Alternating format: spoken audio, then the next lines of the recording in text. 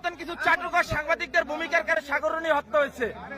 এই দেশের সেনাবাহিনী যখন পিলখানার যখন হত্যাকাণ্ড হয়, পিলখানার হত্যাকাণ্ডের সর্বপ্রথম মিসগাইড সেনাবাহিনীকে আপনি করছেন।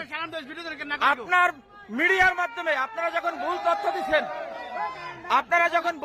দিচ্ছেন, আপনাদের মাধ্যমে সর্বপ্রথম সেনাবাহিনী মিসগাইড হয়েছে।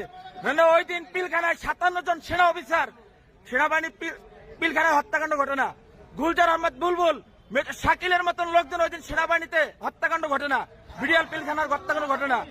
এই হত্যাকাণ্ড যখন হয় সর্বপ্রথম মিডিয়ার মধ্যে সর্বপ্রথম আপনি মিসগাইড করছেন।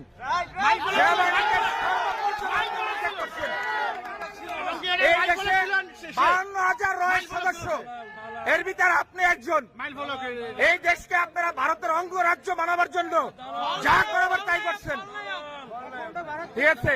আপনি এখনো কেন আপনার হাতে